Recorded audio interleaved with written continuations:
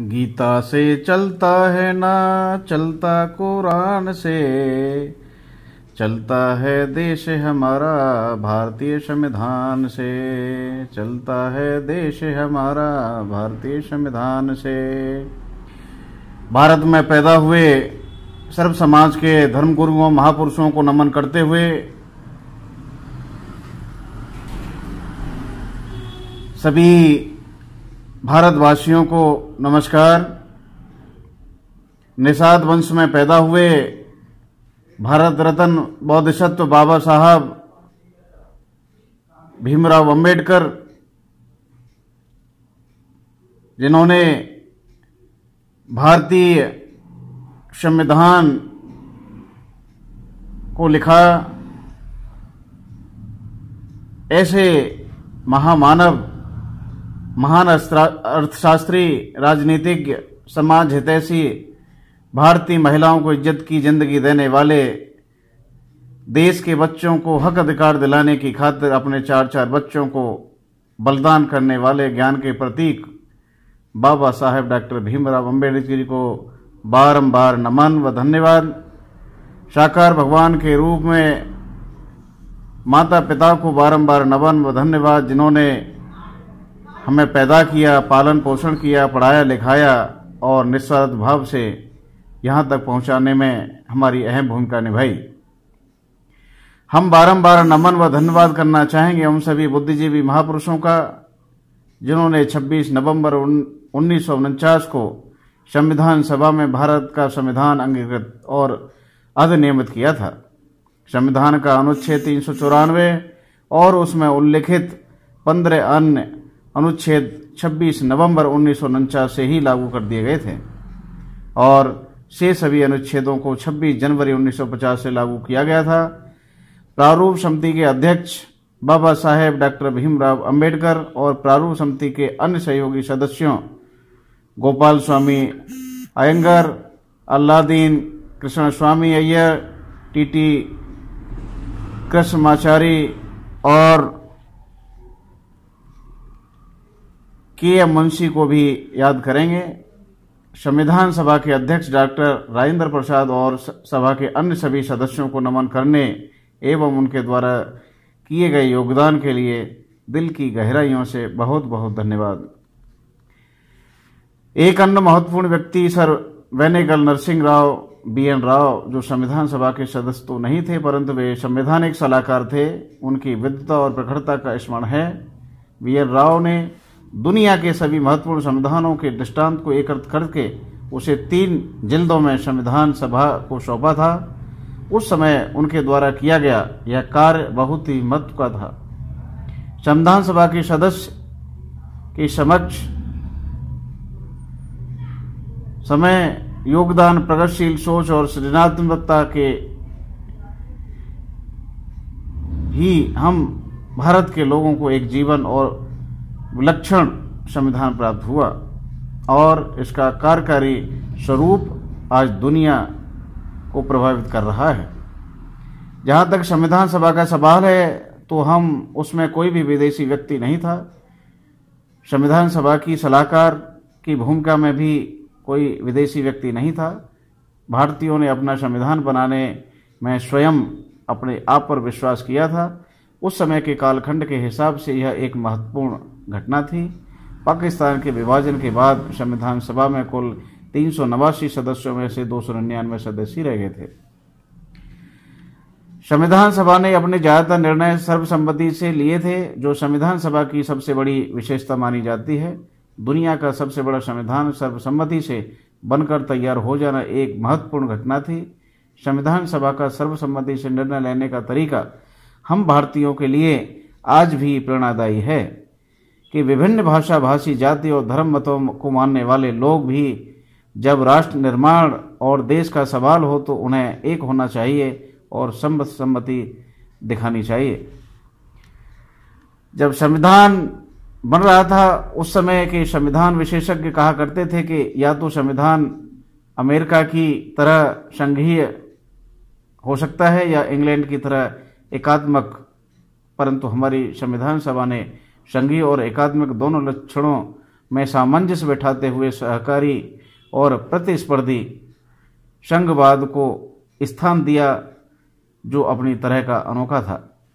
भारत एक ऐसा देश है जिसने इंग्लैंड की राजशाही और गणतंत्रात्मक स्वरूप दोनों से ही सामंजस्य बैठा या है। भारत एक साथ लोकतंत्र में गणतंत्र और कॉमनवेल्थ का सदस्य दोनों ही है। ऐसा अकल्पनीय सामंजस्य दुनिया का अन्य कोई देश नहीं बैठा पाया है। देश के नाम को लेकर भी बहुत विवाद था, परंतु संविधान सभा ने भारत और इंडिया दोनों ही नाम अर्थात इंडिया दैट इज भारत रखकर सामंजस्य बैठाया था। हम इन उदाहरणों से देख सकते हैं कि संविधान सभा का सामंजस्य कोई समझौता नहीं है। जब भारत का संविधान बनने की प्रक्रिया में था तो चर्चा जोरों पर रहती थी कि जो संविधान बन रहा है उसमें भारतीयता नहीं है, इसके मूल में यूरोपियन और अमेरिकन संविधान है। विशेषज्ञ कहते थे कि हमें तो वीणा और सितार चाहिए था, परंतु यह तो इंग्लिश बैंड की तरह है। आज 70 वर्षों से संविधान जब अपने कार्यकारी स्वरूप में है तो उसने समस्त दुविधाओं को दूर कर दिया है। यदि हम ध्यान से देखें तो जो महत्व अपने कालखंड में वैदिक ऋचाओं और स्मृतियों का रहा होगा उससे कहीं अधिक महत्व आज के दौर में भारत के संविधान का है। संविधान सभा ने मौलिकता का परिचय देते हुए संविधान में राज्य की सीमाओं की पुनर्निर्धारण, नए राज्यों के गठन और राज्यों के नाम में परिवर्तन का प्रावधान रखा था। इसी प्रावधान के कारण ही 1956 में नए राज्यों का निर्माण किया गया और हाल ही के कुछ वर्षों में तेलंगाना, उत्तराखंड, छत्तीसगढ़, झारखंड आदि ने राज्य बनाने में हर सक्षम हुए हैं। संविधान में प्रावधान उपलब्ध होने के कारण ही अभी हाल ही में जम्मू कश्मीर आज 2 केंद्र शासित प्रदेशों में बदल दिया गया है। दुनिया के अन्य देशों ऑस्ट्रेलिया, अमेरिका, नाइजीरिया में भारी जन दबाव के बाद भी वहां की सरकारें संविधान में प्रावधान नहीं होने के कारण नए राज्यों का गठन आवश्यकता होने पर भी नहीं कर पा रही हैं। भारत के संविधान की यह कहते हुए आलोचना की जाती है कि यह एक बृहद संविधान है, परंतु समय के साथ यह सिद्ध हो गया है कि इसका बृहद स्वरूप इसकी कार्यक्षमता और को प्रभावित नहीं करता है। समय के साथ यह भी सिद्ध हो चुका है कि न्यायपालिका और चुनाव आयोग जैसी संस्थाओं का प्रावधान संविधान में ही करके हमारे संविधान निर्माताओं ने अपनी बुद्धिमत्ता का परिचय दिया है, क्योंकि यही संस्थाएं स्वयं संविधान और लोकतंत्र की रक्षक सिद्ध हुई है। भारत के संविधान के बारे में यह सामान्य धारणा है कि दुनिया के अन्य संविधान से इसे काफी किया गया है, परंतु यह पूर्णतः सत्य नहीं है। संविधान सभा ने अन्य महत्वपूर्ण संविधानों को से प्रावधानों का चयन तो किया है, परंतु उसे भारतीय आवश्यकता के अनुरूप परिवर्तित करते हुए उसमें व्यापक बदलाव भी कर दिया है। चयन और परिवर्तन का एक बेहतरीन नमूना अनुच्छेद 368 है, जिसमें संविधान संशोधन का प्रावधान है। अनुच्छेद 368 में संविधान संशोधन है एक साथ लचीली और कठोर दोनों प्रकार की प्रक्रिया को अपनाकर राज्यों के अधिकारों की भी रक्षा की गई है।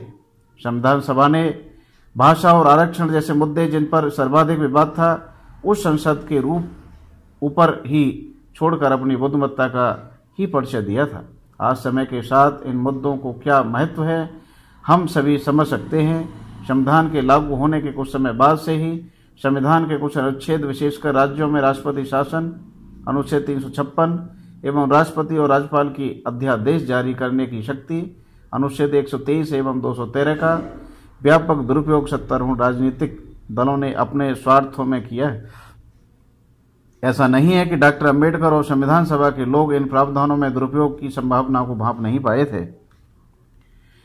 डॉक्टर अंबेडकर ने कहा था कि राष्ट्रपति शासन का प्रयोग अंतिम अस्त्र के रूप में ही किया जाएगा। उनका मानना था कि यह प्रावधान डेड लेटर के रूप में संविधान में पड़े रहेंगे, परंतु जैसा कि हम सभी जानते हैं कि ऐसा नहीं हुआ है। जब संविधान की अवज्ञा उसके रखवाले ही करेंगे तो उसका दुष्परिणाम तो भोगना ही पड़ेगा।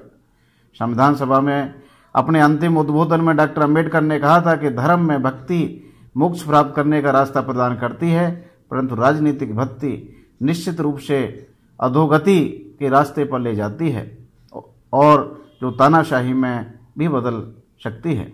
डॉक्टर BR अम्बेडकर द्वारा आज से 70 वर्ष पूर्व कही गई बातों के आधार पर आज के राजनीतिक परिदृश्य का वास्तविक मूल्यांकन भी किया जा सकता है।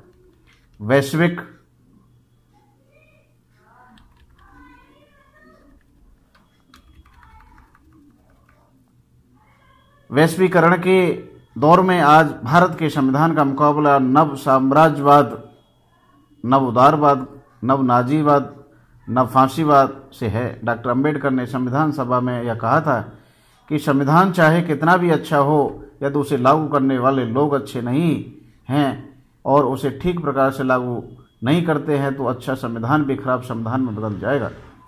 इसी कारणों से संवैधानिक संस्थाओं में बैठे हुए लोगों की जिम्मेदारी पहले से अब और बढ़ गई है। बदली हुई इन परिस्थितियों में निश्चित रूप से संविधान निर्मात्री सभा का एक नया भारत बनाने का सपना और उनके योगदान पर चर्चा आज अब ज़्यादा महत्वपूर्ण हो गई है। ऐसा मुझे विश्वास है कि अर्ध सत्य के इस युग में नव साम्राज्यवाद और नव उपनिवेशवादी ताकतों से लड़ने के लिए संविधान निर्मात्री सभा में बैठे लोगों का व्यक्तित्व और उनकी सृजनात्मकता हम भारतीयों को अनवरत शक्ति प्रदान करती रहेगी। वर्तमान में हम भारतीयों की जिम्मेदारी है कि मनसा वाचा कर्मणा संविधान द्वारा बताए गए मार्गदर्शक सिद्धांतों पर चलते हुए एक सशक्त राष्ट्र का निर्माण करें। भारतीय संविधान के हिसाब से हम सभी भारतीय हैं और भारत एक धर्मनिरपेक्ष राष्ट्र के रूप में जाना जाता है, क्योंकि भारत में सभी धर्म जाति के लोग रहते हैं और इसका प्रतीक हमारा तिरंगा राष्ट्रीय ध्वज है, जिसमें सभी धर्मों का प्रतीक का समावेश है। वर्तमान समय में भारत में ही नहीं पूरे विश्व में कोरोना जैसी वैश्विक महामारी का प्रकोप से जूझ रहा है और ऐसे समय में भारत सरकार व राज्य सरकारें जो भी फैसला ले रही हैं, भारतीय संविधान के अनुसार भारतवासियों को किसी भी आपदा से जीवन रक्षा, सुरक्षा व खान पान व आर्थिक सहयोग की जिम्मेदारी जो सरकार को निभानी चाहिए वह निभा रही है, जो कि सराहनीय है। भारत सरकार व राज्य सरकारों ने कोरोना के बचाव के लिए जो भी मुहिम चलाई है वह सराहनीय है, जैसे स्वच्छ रहें, स्वस्थ रहें, सुरक्षित रहें, 2 गज की दूरी, शारीरिक दूरी, मास्क है जरूरी, लॉकडाउन आदि आदि आदि। भारत देश आस्थावान देश है, इसमें सभी धर्मों के मानने वाले हैं, इसलिए भारतीय संविधान को साक्षी मानकर जो भी फैसला लिया गया सराहनीय है। इससे यह तो जाहिर हो गया है कि घर में ही मंदिर है, मस्जिद है, गिरजाघर है, गुरुद्वारा है, क्योंकि कोरोना जैसी वैश्विक महामारी में साकार रूप में माँ बाप ही भगवान के रूप में जो बात माता होलिका ने भक्त प्रहलाद को बताई और उसने अपने सभी साथियों को बताया कि साकार रूप में माँ ही भगवान का रूप होती है और बाप के बिना अधूरी होती है, इसलिए माँ बाप ही साकार भगवान होते हैं। यह बात आज सच साबित होती है। माँ बाप ने ही अपने घर में अपना और अपने बच्चों का सभी तरह का ख्याल रखा, आस पड़ोस वालों ने ही ख्याल रखा, रिश्तेदारों ने कुशल पूछी, सरकारों ने अपने अपने स्तर पर संवैधानिक मौलिक अधिकारों को दिया, जो कि काफ़ी सराहनीय कार्य है। पूरे कोरोना काल में सभी धर्मों के मानने वालों ने संविधान के नियमों का पालन किया और सभी कुशल हैं। अगर भारतीय संविधान के नियमों का पालन न करते तो देश में महामारी का विकराल रूप होता। कोरोना काल में सभी त्योहार अपने ही घरों में संयम के साथ संविधान के नियमों का पालन करते हुए मना रहे हैं, जो भविष्य के लिए एक शुभ संकेत है। इससे यह भी जाहिर होता है कि संविधान में जो कुछ भी लिखा है उसको हम सभी भारतीयों को अपने जीवन में जरूर उतारना चाहिए, क्योंकि संविधान ही एक ऐसा ग्रंथ है जिसमें सभी धर्मों के ग्रंथों का समावेश है, जो हमारे देश के बुद्धिजीवी महापुरुषों ने सर्वसम्मति से लागू किया, जिसकी बदौलत आज हम सुरक्षित हैं, स्वस्थ हैं। अभी हाल ही में महापर्व छठ का त्यौहार मनाया गया और सभी ने भारतीय संविधान के नियमों का पालन करते हुए अपने अपने घरों में हंसी खुशी के साथ पर्व को मनाया। इससे यह तो पता चलता है कि लोग संविधान को मानते हैं, लेकिन जरूरत उसके ठीक तरह से ठीक समय पर लागू करने की है, जो कि वर्तमान समय में सरकारें कर रही हैं, जो कि सराहनीय कार्य है। अगर इसी तरह संविधान के नियमों का सरकार व हर भारतीय पालन करता रहे तो एक दिन भारत देश संविधानवादी देश कहलाएगा और सभी लोग खुशहाल जिंदगी जी सकेंगे। सरकार के फैसले से यह तो पता चलता है कि कर्म ही सबसे बड़ा धर्म है, कर्म ही सबसे बड़ी पूजा है, माँ बाप की सेवा ही सबसे बड़ी नारायण की सेवा है। यह बात हमें बहुत अच्छी तरह से समझ लेनी चाहिए। एक 4 लाइनों के माध्यम से बताना चाहेंगे। गीता से चलता है ना चलता कुरान से, गीता से चलता है ना चलता कुरान से, चलता है देश हमारा भारतीय संविधान से, चलता है देश हमारा भारतीय संविधान से। जय भारत जय संविधान। अगर आपको ये ऑडियो पसंद आया हो तो आप इसे देश हित में, समाज हित में जरूर आगे शेयर करें, कमेंट करें। बहुत बहुत धन्यवाद।